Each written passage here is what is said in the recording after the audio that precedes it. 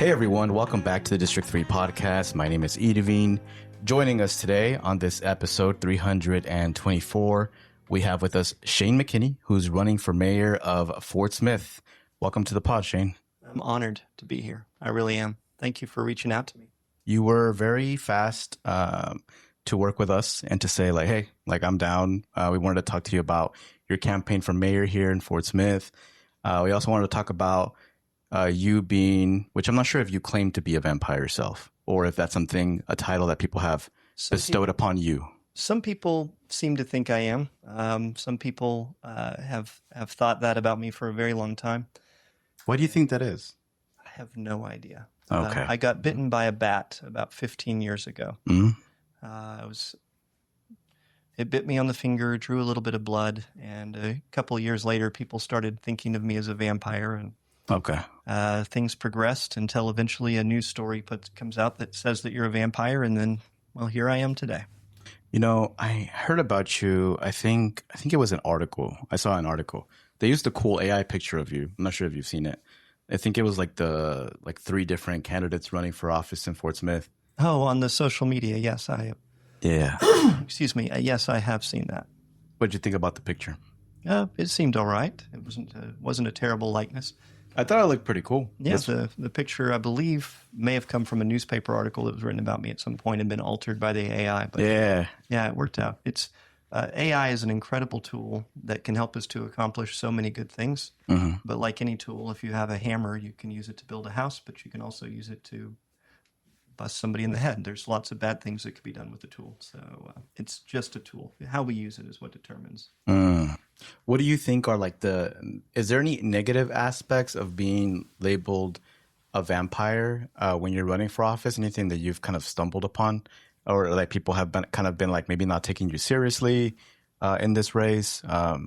What have your experiences been like? Well, I'm sure there are some people that didn't take me seriously at the beginning, but I think almost everyone has taken me seriously now. Any polls that I've seen so far, none of them scientific, but show me well in the lead. Mm-hmm. And just general conversations with people around town and business community and others, people that one would assume wouldn't support me because of strange things like vampirism. Mm-hmm. I've been able to get plenty of support from those folks, regardless of the perceived problem. And I think this is true in a lot of things in life. And I guess is it okay if I elaborate on this a little? Yeah. I tend to elaborate. A lot of times people get worried on behalf of other people that are part of a group. So I find, for example, I'll use a group, trans people, for example. I have several trans friends and even relatives that are close to me that are trans. Mm-hmm. Those people often don't mind when you accidentally misgender them or anything else for themselves. It's on behalf of others that they're generally offended. Like, no, you need to be correct because this might hurt someone's feelings or this might cause a problem for someone.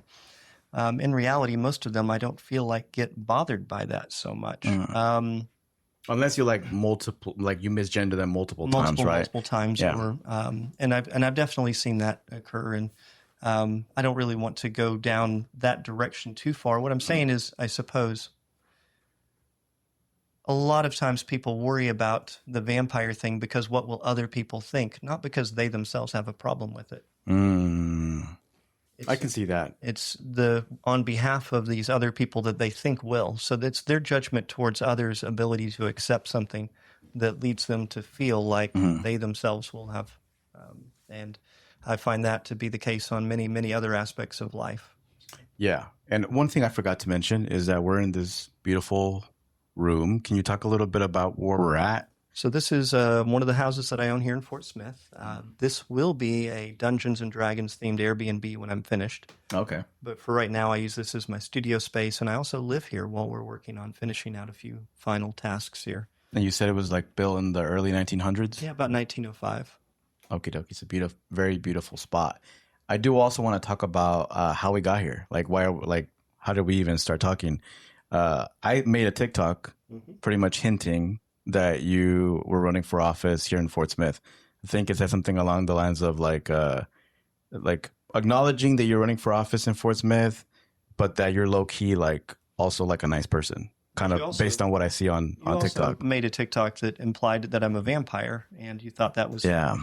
And that video kind of went viral for you. It looked like it got a few more views. And Yeah.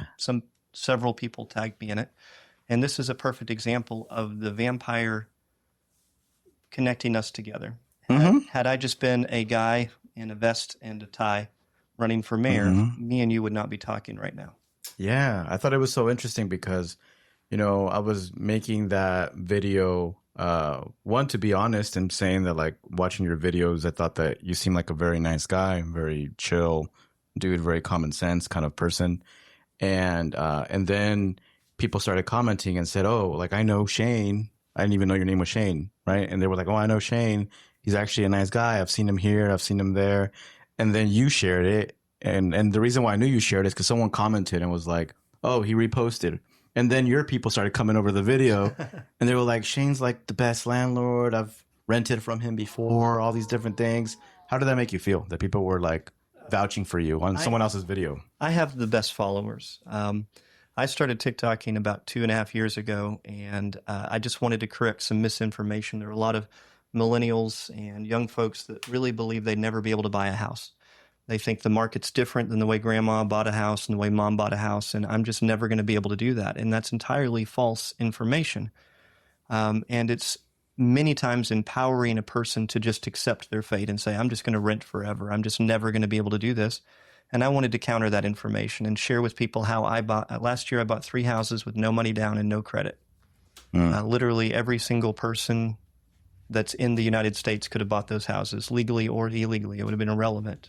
Anybody could have bought those houses with the deals that I worked out. And the market's even better in Fort Smith, right? Like there's more affordability. There's definitely more affordability. Because I'm from NWA, that's why I say it. I get it, and that's part of the thing is people want to compare to their grandparents but humans are migratory and humans move for opportunity. I have ancestors that came across looking for opportunities from Europe. I have ancestors that followed buffalo across the prairie and looked for the best place to be for adequate food and everything else. They move for the opportunities to make their lives easier. For some reason, despite us having these devices that connect us all together so wonderfully, we act as though we can't move. We act as though we have an entitlement to be in the place that we live. You can literally FaceTime your mother now. That was Jetsons sci-fi 30 years ago. That was impossible to imagine 30 years ago. That was literally Star Trek and Star Wars. That was impossible, and we can do that. And now we act like we can't move 2 hours away for an economic opportunity. That's ridiculous. And it's an entitlement mindset. So we still don't got the flying cars, though. Well, arguably the little quad. There are those that are, but they're still not like super popular. People are using them. But I get your point, though. I understand what you're saying. I think we spent the time that we would have spent making those flying cars, making pictures of kittens on the web. On AI. Yeah. So going back to like the whole vampire thing. Okay.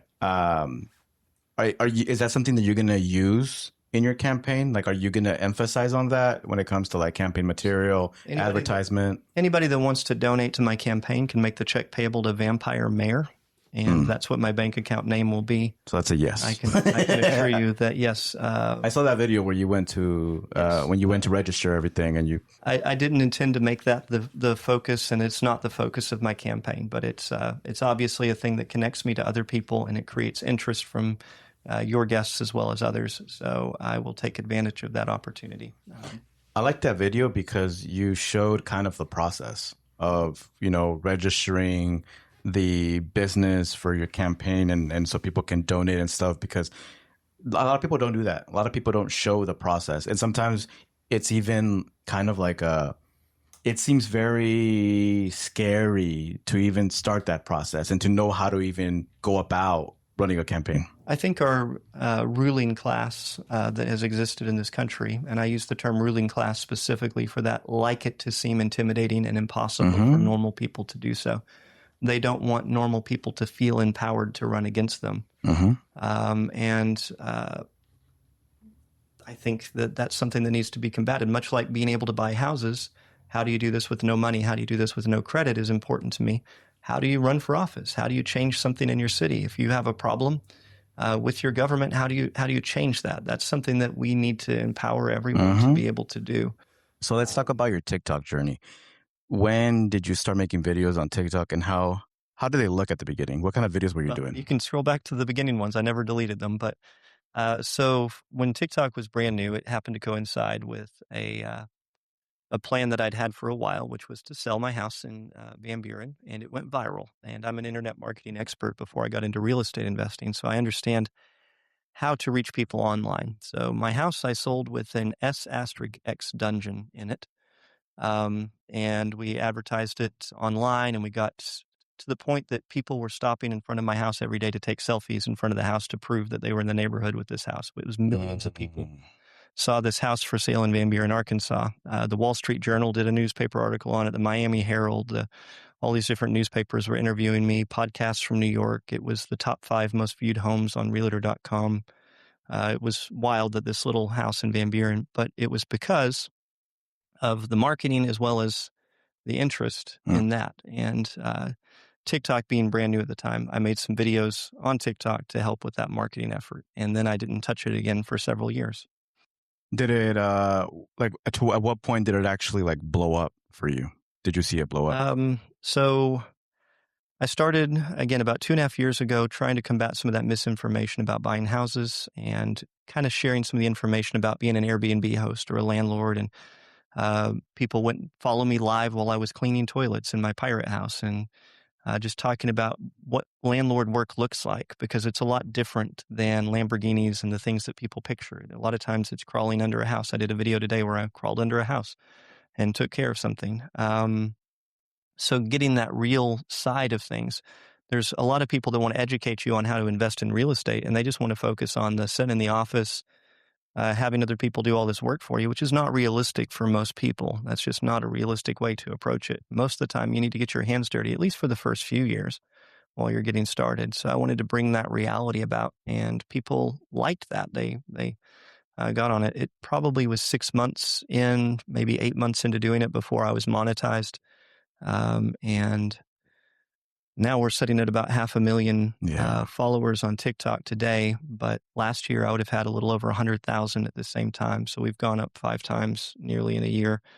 Um, Have you collabed with anybody, like any other like influencer or person that's doing what you're doing on social media no, here in the area? no, not really. No interest in that? I'm totally interested if somebody wants to talk about things. There was an influencer from our area. I recognized him when I was out here yesterday. He drove by, and I told him hello and talked to him.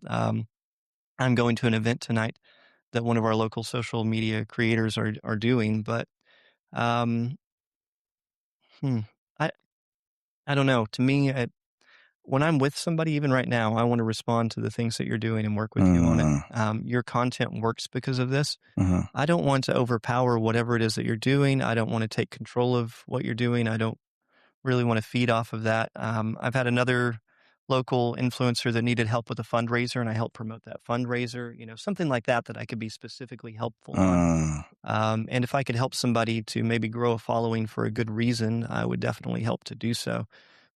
Where do you think that comes from? Like that will that you have to like want to help people? Like what?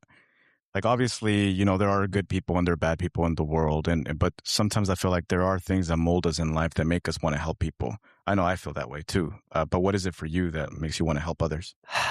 That I don't know. I've always wanted to be a person that helps, and I think some of us are wired that way. Some of us want to be the heroes. That's probably why so many hero movies are so popular. Is you want to imagine yourself saving a person from a bad situation. You want to imagine yourself solving the big problem and making the big thing happen. And um, as a person who's been responsible and made good decisions and learned self-control, I guess, Peter Parker would say with great power comes great responsibility. Mm-hmm. So as my influence increases, as I financially improve my situation with real estate and other things, it gives me the opportunity to help more people, whether it be providing a home for somebody that can't afford one to have a place to live, whether it be helping a creator with some kind of fundraiser, helping you with a podcast, Mm-hmm. or in this case, helping my city by trying to fix some of the problems that I've seen for a long time, and a lot of us aren't Mm-hmm. surprised by. But Mm-hmm. most people don't want to go in and rock the boat, so to speak. Most people, when they get elected, go in with the expectation of how do I, slightly steer something that's already in place. Sometimes we need to flip over the table and start over. And the city of Fort Smith has some fundamental issues that the table just needs to be flipped on, and we need to start over. So let's talk about Fort Smith. Okay. So the people that you will be going against in this race are all new people. You're not going against the current mayor, correct? They're The current mayor is not running. not running again, not seeking re-election. We just had an announcement yesterday that Christina Katsavitz is running, which she is a current board of director. So there's 4 candidates in this race There now? are 4 now, but that was just since yesterday. But we've expected her to announce she was pretty clearly running for a while. Okay. So I want to preface this by saying that I've known Mayor McGill for quite a few years. When I ran for office back in 2016 in Springdale, he was very nice to me, held a fundraiser for me at his office. And anytime I've needed him, he's always been there to help me out and helping the Fort Smith citizens that reach out to me. Because I have a few years of history here. My wife is from here.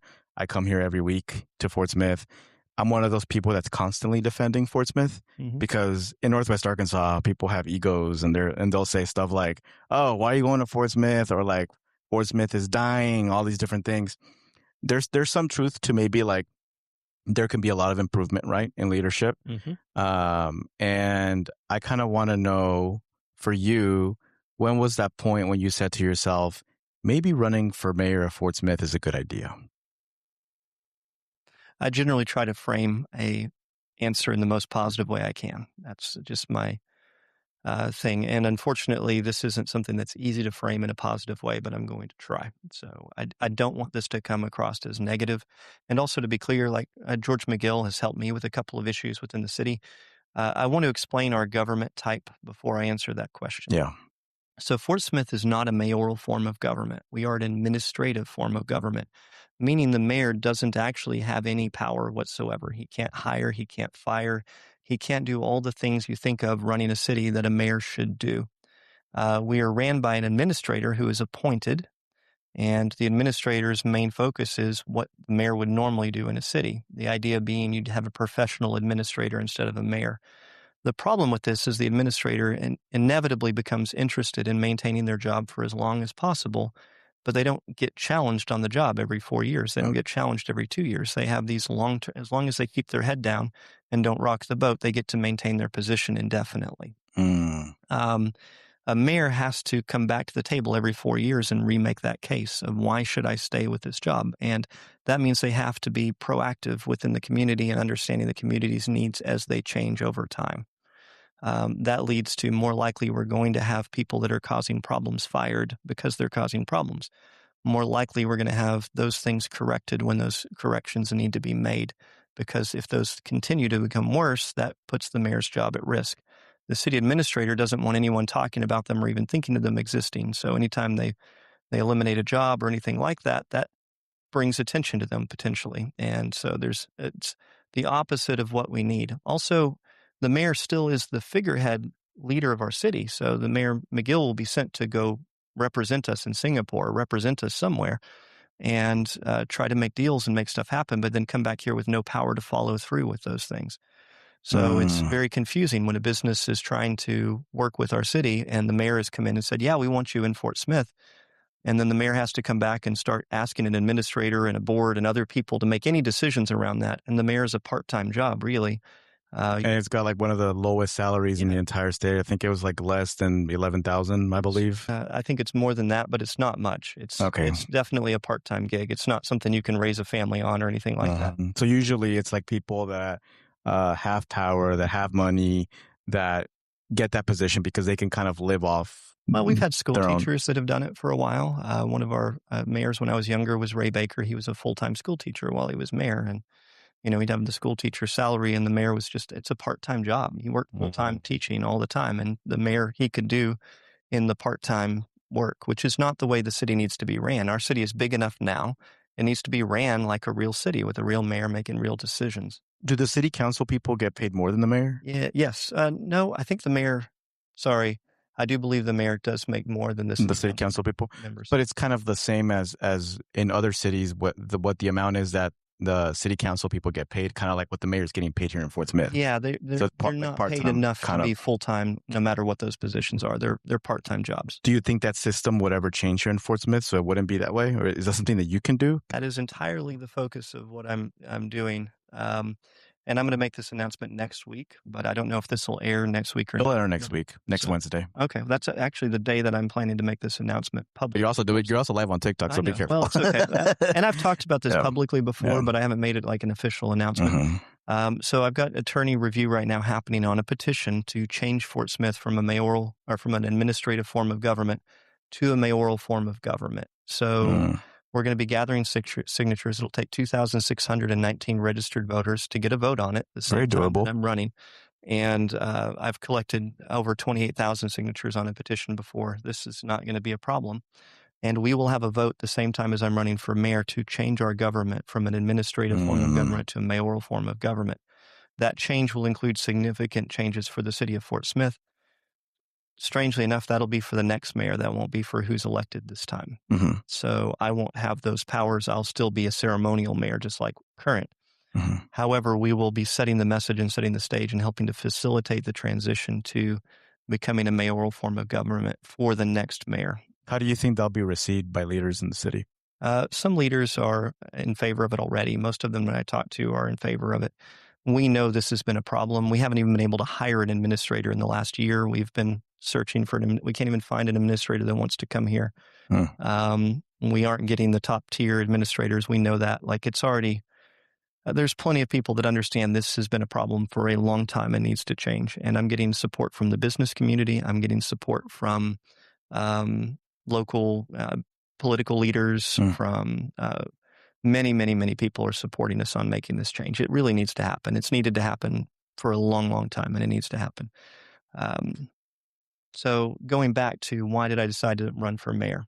And I know this is kind of a roundabout way to get there, but understanding the governance will understand why this problem is systemic. I make TikTok videos and I make videos on social media that teach people how to do things around their house. I want people to not only be able to afford to buy a house, but be able to afford to maintain a house. Not everybody grew up working on ceiling fans and changing outlets and fixing a toilet when it gets leaky. A lot of people grew up in homes where we call a plumber, we call an electrician. We get those things done now. So people will get into a home and they're stretched thin with their budget from student loans and from all these other expenses than what they would have had before. And then they have to hire somebody to come change a ceiling fan and pay $200. So I make videos on how to do stuff like that. I made a video on how to change a ceiling fan in July. The next day, the city inspector showed up and gave me a stop work notice for doing electrical without a permit. And this was one of several in succession. And I called him up and I was like, look, man, this is getting ridiculous. You don't have to have a permit to change a ceiling fan. There isn't even anything for you to inspect. Plus, you could watch my video, which you probably already did, or you wouldn't be here. Yeah, I watched your video. That's how I found it. Yeah, I know that's how you found out about it because you wouldn't be able to tell that I changed the ceiling fan otherwise. Block. That's what I blocked them right there. So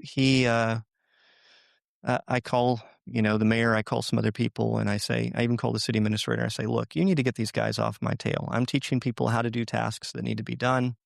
I'm doing things in a right and correct way and a logical way. And for whatever reason, the building and planning department has decided they're going to come out after me every time I make a video. It's actually hindered my content. Still to this day, I don't make as many how-to videos because I'm constantly worried about them showing up and causing me a whole lost day. Because if they show up with a stop work notice, everybody working on the property gets sent home. None of them get paid. We don't make progress. If I've got a family waiting to move into a house, now they have a whole extra day that they don't have a home or more, depending on what we have to correct with this. And it became absurd. And in talking with other landlords for years and in talking with businesses, and I've tried to own or other businesses have tried to go into our area over and over and over again, we have a gotcha mentality from our building inspectors where they are looking to create problems. They go into, if I say I'm trying to open this office, well, you can't open that office. Well, why can't I open it? Well, because it's not allowed to do this because of this and this. They don't ever take the approach of, well, how can we help you to open the office? They're constant, and this is systemic. It's been like this for 20 plus years in Fort Smith. These people are not held accountable to that mindset problem. Which probably helps. Which probably stops a lot of possible progress in the city, right? Because one of the offices I tried to open 3 years ago, we ended up not being able to get it open, and it cost us probably $70,000 that we put into opening that business, and we just never succeeded. So that meant we didn't hire people. That meant the money that I could have put to houses that would be housing people today, Mm-hmm. all that money's gone, and it was gone in compliance costs to a government. And I say it's gone because it really was. The next person that rented the building had to completely tear out what we were already trying to do. Mm. And just that extra expense of doing business in Fort Smith versus Northwest Arkansas. And this is just a fact. If you call up and say, hey, I want to open this business in Springdale or whatever city up north you call, well, what can we do to help you? Mm-hmm. Oh, you want to do that? Let's see if we can figure out a way. Let's work with you. It's just a helpful attitude versus a how do we stop this from happening attitude. And it's ridiculous to imagine a city allowing that mentality to exist for so long, but it has to change. Going back to your campaign, what is campaigning going to look like for you? The election is this November, right? Right. And what are you going to do to campaign? Like, are you going to be the kind of candidate that goes knock on doors? Are you going to be showing up to events? Are you going to take more of a social media approach? What is that going to look like for you? The problem with knocking on doors is I have to be invited in. That's true. But you don't really have to go in, though. So I don't have, I'm a extremely busy person. I'm not going to have a lot of time to do that type of campaigning, but I am going to create events where people can come out and meet me. And I will be live on social media daily for a couple of hours every day, no matter what. That's something I did anyway. So people will be able to talk to me and get exposure to me, which is something that the other candidates really don't have. Mm-hmm. You know, they can create social media, but they're not going to have that exposure and that following. So that's going to make it easier for me to get my message, I think, and to educate the voters about what I'm doing because people can tune in and follow me for a while. I don't have to make this a 10-second soundbite that you can get on the news, which would be the limitation for most people trying to push this message is nobody even understands that lives in Fort Smith what our government is like, or at least I would say less than 15% of citizens understand the mayor doesn't run Fort Smith. So having to even start from that education level in 10-second sound bites would not work. Because I have an audience that we can tune into for a long time, I think that's what can help us to make this message known.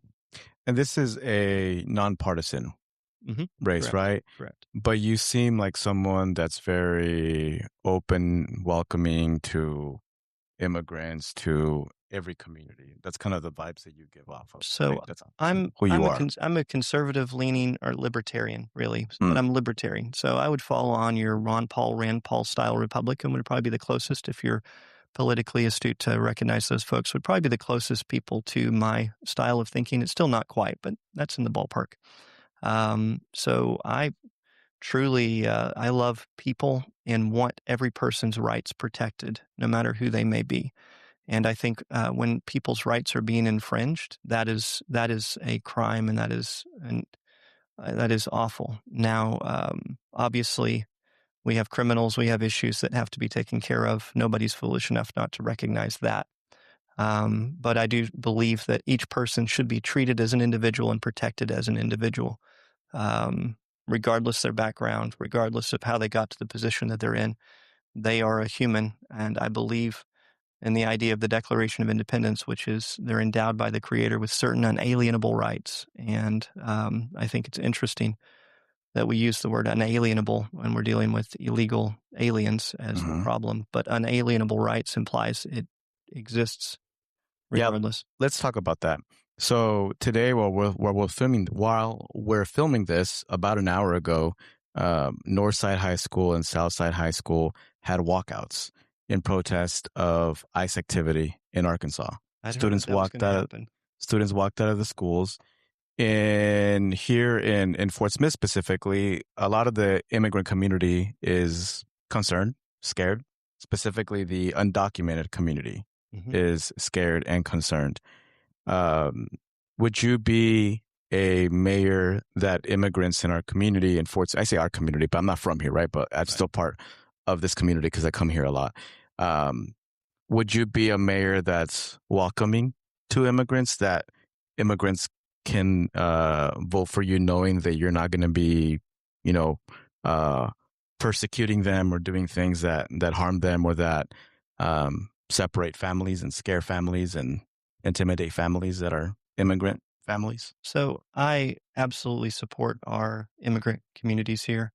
All of our families were immigrants in the United States, unless you're a pureblood native, which are very few and far between. We all have immigrant backgrounds.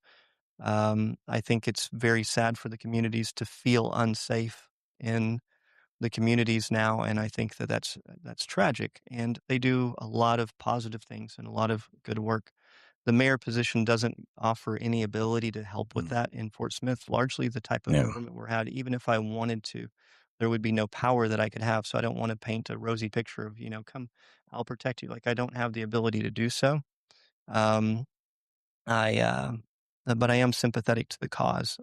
There's not anything that I could do that could be helpful, and I don't want to, try to paint anything with rose-colored glasses and say it'll be great. We'll all, walk on streets paved with gold or anything. That's just not the reality of it. Mm. The reality is that our nation has chosen a government and elected a government that promised to take a strong stance on this issue, and now they're taking a strong stance on that issue.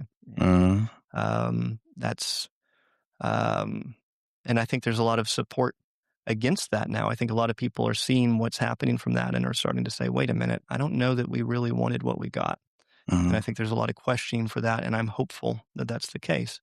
But A lot of us knew that was coming. I yeah, just want to say well, that. So, it's so that's why yeah, that's it's why we voted against it. yeah. But The signs were definitely there, and I'm against powerful governments affecting people as individuals, no matter what they may be, on all sides of things. So I don't think I wish there was an easy answer. I wish there mm, was an easy way to fix this. But it took us lots and lots of time of people not addressing the issue for a long period of time to create the hmm, situation where we have right now. I agree. The bottom line is that our nation was built on easy immigration. There wasn't even a legal versus illegal. I reposted a video earlier from one of our local historians talking about Ellis Island and immigration and what that really meant. There wasn't really documentation, much more than a ship manifest when a person arrived from on Ellis Island, and that represents probably 15 to 20% of the population of our country. And Mm. people think of that as like it was legal at the time. There wasn't really any documentation that occurred. Now we've created a process where it's years and it's difficult. And it's not just the United States. And that may be part of the issue.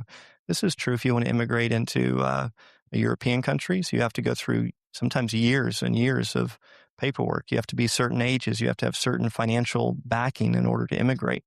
So in some ways, the United States is more free on immigration than a lot of European nations and other places.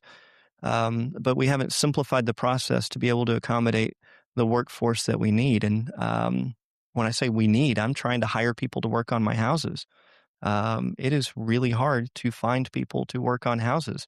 And most of the people that will work on houses that have the skills and are here to do those jobs are people from Mexico and south of the border. That's where those people come from. And they came Mm. here seeking that work, and we can employ those people. Now, do we hire local folks to do it? Yeah, I've got a couple local people that do it, and I'm happy to have them. Mm. It's not us or them. It's not these guys or these guys. It could Mm. be everybody. But if you have a need for labor, and you're willing to pay and you can't find somebody to do the job, Mm. eventually you have to import somebody to do the job. Mm. And you'll see this in the chicken industry. If you're in the Springdale area, I believe you are. Mhm. Obviously, Tyson imports an incredible number of people to work in the chicken houses because they can't get enough regular American workers to do Mm. those jobs. They just can't. So for the folks that are on the fence of who to vote for in Fort Smith in this upcoming election, what are some other things that you can tell people, like, I can actually do this Right. as mayor of Fort Smith? So there isn't many things that I can do as Smith. Again, it is an extremely limited power position. I don't even have a vote on the city council unless there's a tie. So the mayor position is very limited. And the reason to support me isn't because of what I can do as mayor. It's because of the message we can send to our city about the changes and the pro-business and those things that I can do. It's because of the negotiation and the ability to bring in business and to alter our city and explain to people how we're altering our city. The ability to represent us in a meaningful way as a community. and bring back growth of business and bring back real investment into the city. And people will say, well, what do you mean by that? Well, it can be as simple as houses. I've brought in 8 families this year from outside of the Fort Smith area by more than 2 hours. A couple from in-state, many from out of state. I've got families from Pennsylvania, Virginia, California, Colorado that have relocated here to live here and start their life over. I'm already doing that. I'm already talking every day about how great of a community and how great of an opportunity this is. That's what I do all the time already. Having a person who's interested in how do they get the next water slide. I saw that video that you made about the how do I water get slide. the next payday off of some water slides on the taxpayers or whatever else? That's not what I do. I'm not that person. I'm not connected to those circles. Let's talk about those water slides. Sure. You made a video about it. Yeah, And I saw you go over there to where the slides were at, and you said something about how like millions of dollars were spent. Yeah, $4.2 million was the agreed upon amount to do water slides. Now, if you follow me, you buy houses with contracts, you do paperwork. Okay, you do paperwork. That's how you do things. You sign a contract, you agree to it. Our city spent $4.2 million with water slides from a company without paperwork. Think about that. And what were they trying to do with those water slides? $4.2 million. So they were doing a water slide expansion to our water park. And to be clear, the water park's there. I'm supportive. I want the water park to exist. Is it like the Parrot one? Yeah, the Parrot Island. So it's Parrot a cute little water park, a place for families to go and hang out for a day. You know, it's not going to draw somebody from 5 hours away to come hang out at it very much. But it, you know, for locals and for people in, you know, a 2-hour radius, it's a thing that people will travel to. And we'll get some Northwest Arkansas folks that'll come down. Have you ever come down for the water park? I haven't, but I've seen videos of it and stuff. Yeah, it's not. I also can't swim, so it's not. It's also a problem. You need to work on that. And I know there's a joke out there of Mexican American not being able to swim, but is there really? We're not going to go there. But back to it feels like you kind of went there. Back to the whole water slide thing. So the water slides are just kind of there, so they bought these and then they didn't install them. The company didn't install them. There's no paperwork. So $4.2 million. We have no water slides. They're just sitting out there, and they've been sitting out there for a couple of years now. What's their reasoning as to why they're still out there? Nobody knows. Okay. So finally, they came out a couple months ago and said, "Well, we need 2.7 or 2.8 million more dollars to install these." Well, that would have been nice to know when we started. They put it out for bids. Actually, they put it out for bids trying to get somebody to do this, and nobody bid low enough. So then they ended up negotiating a deal with a local contractor who's never installed water slides before to do this. And there's huge expectation that they're not going to be able to do it for the 2.8 million, but they've already agreed to spend that. So they're going to spend as much as they can. And then if it's not finished, where are we at? Then it's going to end up becoming an $8 million project. You can mark my words. It's going to be $8 million by the time these water slides were in of taxpayer money, while we're not taking care of the basic fundamental things. I have a video last year of somebody kayaking right out here on the street you're parked on, kayaking. While it was flooding? Floodwaters not being controlled, which we've had a mandate by the EPA to take care of for years and years and years, and our city keeps not doing those things. And it's ridiculous. We're trying to develop a downtown historic district, which is really cool. And has the potential to be amazing. Beautiful. And Parrot Island is on the complete opposite side of the city. Why not take that money and invest in something down here at least? It has a greater return on taxpayer dollars. It's going to have, it would have a much greater impact to developing an entertainment district and something that people could be a part of. So it seems very questionable on leadership. What are your thoughts on the Marshall Museum? So, funny thing. Because I have my thoughts, but I'm interested to know what you think. So funny thing, Marshall's Museum, first off, I don't recommend to my guests when they come here. I recommend the Miss Laura's Museum. There's several cool museums in Fort Smith, but I don't think it's that interesting. If somebody wants to go see it, that's fine.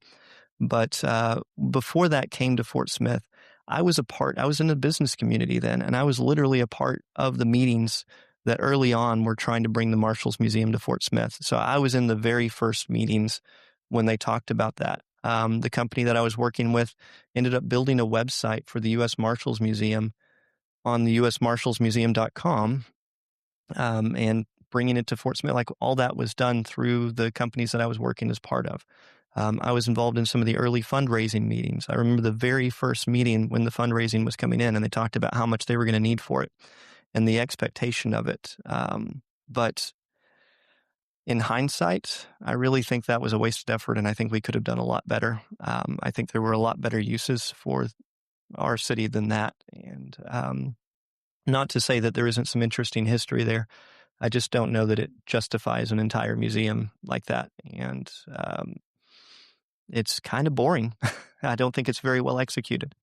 I get what you're saying. I share similar thoughts. Obviously, I'm not from here, so I don't want to go too much into specifics on that. But I just look at Fort Smith and I see a lot of there's a lot of possibility of doing a lot of cool things here. There's a lot of good people here in Fort Smith, right? And people that want opportunities here, want to stay here in this town, and then sometimes feel obligated to leave, because of better opportunities out of the area. I'm guessing you have put thought into that. You've thought about like, what are some things that Fort Smith needs to do to keep people here? Okay, so the cost of living brings people here. That's a great selling point. It's cheaper to open a household here or to start a household here than it is in almost anywhere in the country. Although, to be clear, our prices went up 24.7% on median houses last year. That's the highest increase in Arkansas that I'm aware of so far that I've seen. That's 25% increase. So this is a short-term thing. Like right now, we have people locating here because of the low cost of living. But if that continues for 2 more years, that's gone. That will no longer be a low cost of living. Then why do people come here? Then people need to come here for what they can do, the job opportunities, all of those things. So obviously business development has to be a part of bringing people here. The other thing that I think is kind of key, and this is, people talk about there's nothing to do. There's nothing to do. What are we going to do? Locals always feel like there's nothing to do. And there have been places like the Temple Live that had great concerts that I would go to, but they're closed now. A lot of the Garrison places that used to have various shows, they aren't there anymore. But this problem isn't unique to Fort Smith. This problem is in every city across the country. There's a decrease in the number of people going to live events. There's a decrease in the number of people and as a result, some of the venues, some of those kinds of things are going away. So then what do people do? What become the interesting things? For me, I'll go play Magic the Gathering tomorrow. Like there are things that I can go do. But the kinds of entertainment, the kinds of things that humans are spending their money on, and vampires, that's shifted over the last couple decades. And our economy hasn't represented that very fully yet. Not in Fort Smith, but not in other places. Is there some things you would like to see here that are not available right now in regards to like entertainment?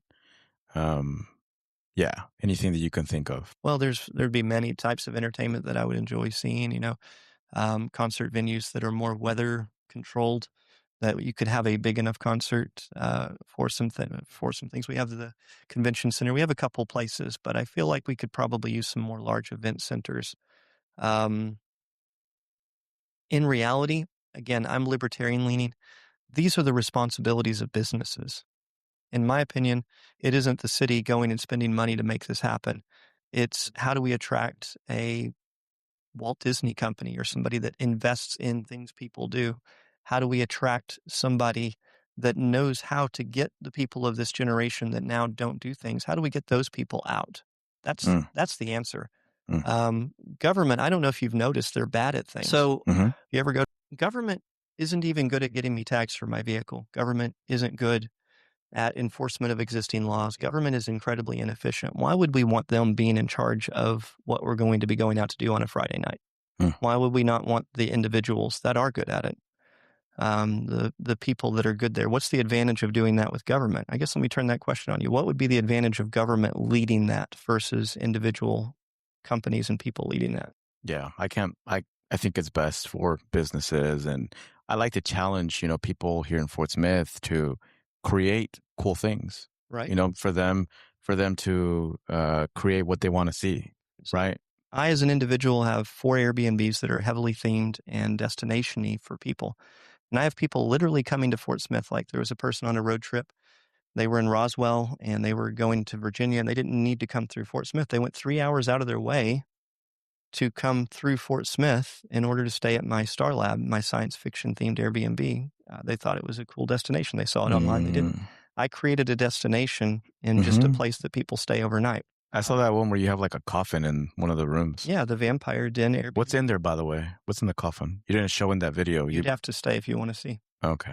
I'll have to look for it, because Good question, but I was looking at the video and I was waiting for the reveal where you were going to open the coffin, and then you were like, you closed it, and I was like, if you stay, you can see what's in the coffin. Okay. Otherwise, no spoilers. Okay, one day.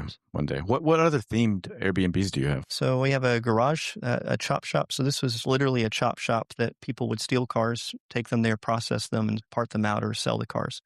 So we have that garage themed. It's kind of like a 90s garage theme with like Snap-on Tool Babe, Calendar Girls, and cars, stuff like that all through it. Like Route 66 kind of. Yeah, then we have a pirate themed Airbnb that's it's all piratey. And the one that had the coffin, what was that? That's my Vampire Den Airbnb. Okay. Vampire Den, yes. And is that the one where like there was one video where you were filming, and then at the end of the video, the camera stick that you used to film was just floating? Like you disappeared from the view? That's a difficulty I have with older mirrors. Some mirrors are made with silver, and it's a bit of a challenge, but it just makes getting ready a little bit more difficult. But most mirrors now are like this one. It's made with aluminum, and it's no problem. What about like interaction with garlic? What is that? Like, does that do anything to you? So I'm a carnivore. I don't eat any plants. I haven't eaten a plant in a long time, almost 3 years. And garlic is a plant, so I do not like it. I do not want to have anything to do with it. For that reason, the carnivore diet is amazing, though. Highly recommend. So I've thought about that. I've seen a lot of videos, people doing that, and how it's helped them. How does it help you specifically? So when I started the carnivore diet, it was in July. It was talk about like chicken, right? Chicken and only meat. Okay. Only meat, and high fat items like high fat animal items like butter. Okay. Eggs. I can do eggs. But so I started this. First week is misery. You go through withdrawals from all the plants you're addicted to. The next week, you kind of feel all right. It's not too bad. But day 14, I was working on a house like I do now. And I would work until I get tired. 4 or 5 in the afternoon, I'd be tired. We'd quit. We'd go home. And I looked outside and it was dark. There were stars shining. And I thought, oh, that's weird. So I go home, say, sorry, honey, I didn't realize it was so late, that thing. Then the next day I go to work and I'm working and it's 8:30 at night. I'm watching the sun kind of setting on the horizon and I'm like, oh my gosh, what's going on? I've not been tired since I've been carnivore at the end of a day's work. I could work nonstop through the day. It's one of the strangest things. The mental focus is better. There's just tons and tons of benefit that's been incredible. And that's why I haven't stopped. But the energy is to the point you can't even imagine. And it took me a few days to even realize it was related to the carnivore diet. It was just, this is new. Another fun fact that I learned about you, and I think you can tell me if I'm wrong. Maybe I made this up. You're also a martial artist, right? I am. What did you practice? So I've got 35 years of martial arts training. I started with ITF, which is a form of Taekwondo, not really Olympic style, but more traditional Taekwondo. That's what Chuck Norris would have done, as well as Tang Sudo. So I've done those. Then I shifted into jiu-jitsu. I did over 10 years of jiu-jitsu training. I've done some Sambo, and I've done some Muay Thai, and I've done some other training as well over that time. I mentioned that just because I want people to know to not try you, because you can probably kick butt. Well, right? Yeah, I can, but generally speaking, you become an expert at how not to have to do so. That's what I see. Like people that like know how to fight, they tend to figure out ways to not fight, right? They're trying to avoid that, but then they're ready if. 3 years ago, I had somebody attack me at walk-ons here in Fort Smith. I was waiting on some paint to mix at the Home Depot, and I was there at the bar, and it was like 4 p.m, me and my wife, and there was a mentally unhealthy person or somebody there that decided he wanted to attack me for some reason, and he grabbed me and pulled me out of the bar stool. And there's this secret desire every martial artist has, if you've really done it for a long time, which is to have a roadhouse moment. Yeah. where you just get to unload all of your skills Everything you've on learned. like a whole room full of people, and there's no chance of you talking your way out of it. You don't have to feel bad about it. Which Roadhouse? Patrick Swayze? Is there another one? Yeah, there's a new one that came out a year ago I had no idea. with Conor McGregor. I don't watch very many things. Okay. So is that one any good? I haven't watched it yet. The Patrick Swayze one's good, though. Yeah, Patrick Swayze one's great. Pain Don't Hurt. So I wanted, I thought for a moment, this is going to be it. This guy's starting a bar fight. When I turn around, there's going to be chairs breaking over people's heads, and I'm just going to have to fight the way out for my wife to be safe. And it was just this one guy that was clearly not mentally fully there, older gentleman. And as he had grabbed a hold of my hand as he pulled me out. So I twisted his wrist up and kind of created some separation. And then he came and grabbed me again, and I twisted his wrist really hard to kind of create some pain and some distance. But I was very calm, like I am right now. It's not one of those things where I'm afraid. My brain I've done it so long, I'd already calculated out all the different scenarios, and it's like I'm in complete control of this. So I was very calm. And I didn't ever think of that as being a weakness in a situation like this, but it was. Mm-hmm. So I was super, super calm. And the person that was sitting next to me assumed that I didn't realize that this guy was trying to punch me and that I was in danger. And so he jumped in front of me to try to protect me from this guy that I had everything under control. Nothing bad was happening. And this guy jumped in front and like reached out and punched the guy in front of me and knocked him backwards. And I was like, no, I got it. But by then the other guy, and ended up on the ground, and the guy that attacked me ended up getting a hold of him because he did jujitsu only, which there are some really good things about jujitsu. I love it. But I can tell you, if you only train jujitsu on the mats in competition, you need to get out of that. So he pulled a guard on this guy, and the guy that attacked me grabbed him by the testes and twisted, and he ended up injured very badly. From being grabbed, which is not something that would happen in a competition or on the mats when you're in this. It's something you don't practice training against, so the guy wasn't prepared for it. And so that was sad. This guy got hurt in some ways because I was too calm and I didn't indicate that I understood that I was in danger. So I've kind of changed up my training to make it more apparent to everybody else that I know what's going on if something like that were to ever occur again, but that may never happen again. So I got some goofy questions too. Any goofy questions? Go ahead. Yeah, because this podcast is serious, but it's also very lighthearted. Okay. We like to talk funny stuff as well. I asked on Instagram for questions from people, and obviously they were all kind of goofy, right? So I waited till the end to kind of ask these. So I kind of want to hear your viewpoint on certain things. Instagram questions. I'm excited. First one, are you Team Jacob or Team Edward? I have no idea what you're talking about. Man has not seen Twilight. Have you ever seen Twilight, the movie? I have standards. I've never seen Twilight. Man. No, I kind of had a feeling that one. Self-respect. I'm sorry. I kind of had a feeling you weren't going to be able to answer that one. Yeah. Someone asked if this is a very like straight to the point question. Okay. Do you drink blood? I have. Do you want to emphasize on that a little bit more? No, it's much more mysterious. Okie dokie. Someone also asked, like, are you able to see your own reflection in the mirror? As long as it's a modern mirror, yes. Explain that again. You said there's a difference between modern and silver. Modern mirrors are made with aluminum backing, whereas Victorian mirrors were made with silver backing, which is when Dracula was written and vampires couldn't be seen in mirrors. That would have been more that era. Okay. Someone asked if your partner is also a vampire. Let's just leave that up to curiosities. Okay.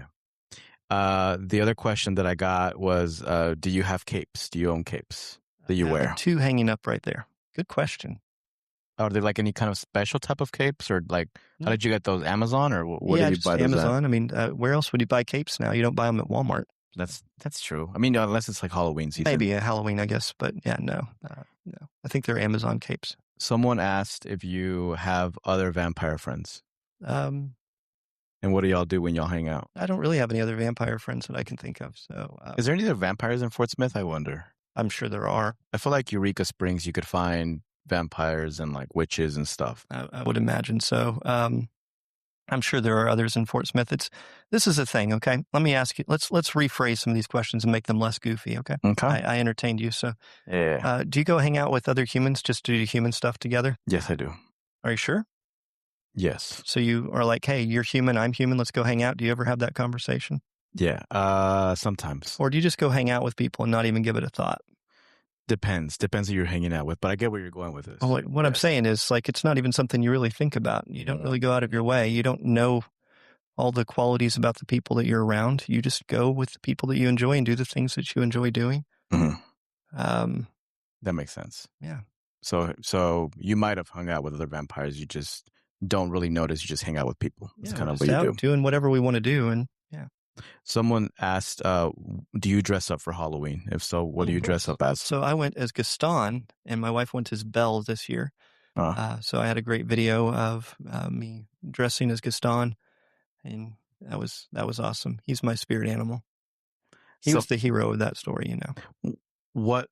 Which movie is that? Beauty and the Beast. Okay. I've seen both of them. Yeah, You've seen the new one too, right? No, You haven't. Just want to stick to the old ones. I don't watch. get No, I that. just don't watch very many things anymore. I work a lot now, so I don't really have time for watching things. But yeah, Gaston, you know, he was there trying to protect her from this person, this monster that kidnapped her, and she got Stockholm syndrome. And what do you do? Okay. And this one wasn't really goofy question. It was just a normal question that people asked. They were like asking, "What's your favorite vampire movie?" The Lost Boys, without question. I haven't seen that one. I've Okay. heard of it. You now have a homework assignment. I'll check that out. Yeah, that's definitely something you should do. And what kind of music do vampires listen to?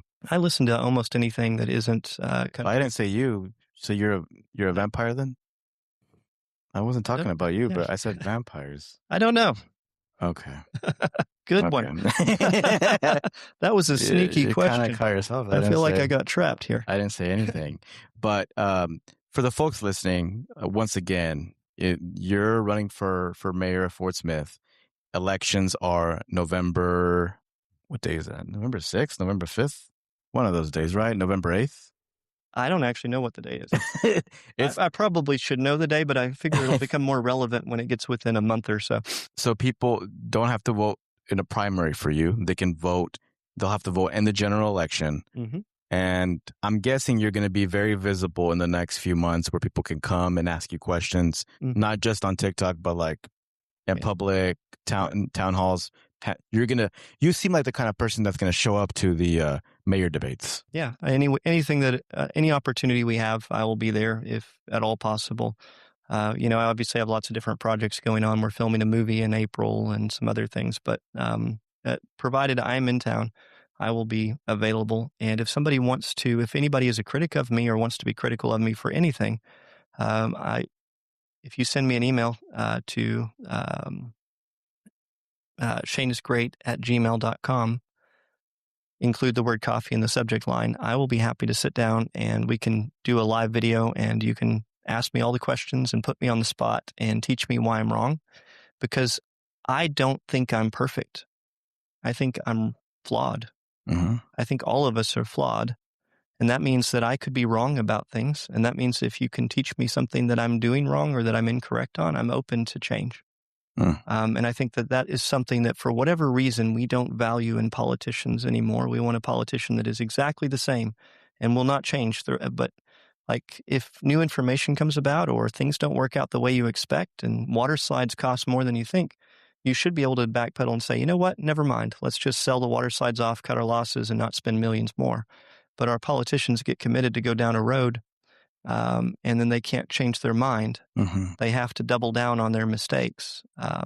You know, there's a lot of politicians that are regretting the decisions they've made even in the last year, and they're still doubling down on those same issues. Mm-hmm. But I'm a person who can change. I'm a person who can alter course, and I would like to be informed if I'm doing something wrong or if I could be doing something better. That's good to hear, just because that is sometimes one of my concerns when it comes to politicians, you know, the fact that people rather please a party than do what's right for people. Right.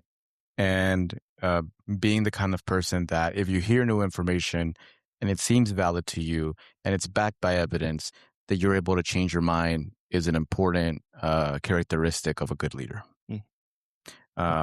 Where can people find you on social media? Obviously, people are watching on TikTok right now, so they'll know where to find you there. Shayne, Shayne. Shayne is great. Anywhere you go, just search for that. You'll find me.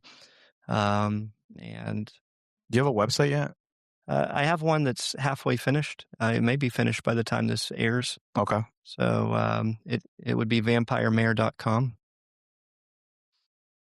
So that kind of confirms that you identify as a vampire, right? I never said that. I mean, if people follow the clues, they can kind of have a if you're Sherlock idea. Holmes and you think so you said put it together, you have a brilliant deduction, Watson, or whatever, but you might just be pretentious and jump into conclusions. Let's do like deductive reasoning. So right. if someone wants to donate to your campaign, what do they write the check to? Vampire Mayor. And the website is called vampiremayor.com. And I have you listed on my phone as Vampire Shayne. So, well, those three things kind of make sense. And yeah, maybe. But if you want to vote for Shayne, he will be up for his general election in November here in Fort Smith, November 5th, November 3rd. We got our own Jerry over here finding the information. Shout out Jerry Redwine. November 3rd, you'll be able to vote for Shayne. Please make an educated vote. Go to people's websites. Go check their Facebooks. Go check out Shayne's TikToks too. Do what I did. I'm never the kind of person that like judges based on labels that people put on other people. I kind of want to know who they are as individuals. Shayne seems to be the same person that he is on TikTok that I've seen on social media.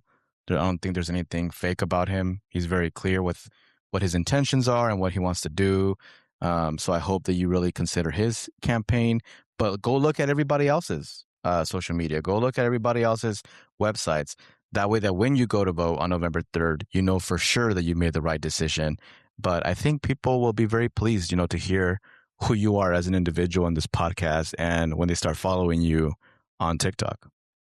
Yeah, everybody that's on TikTok right now live too, that website may not be fully operational yet, so be careful. But yeah, I already see some people going there. That's fine. It's mostly there, but it's definitely still in the works.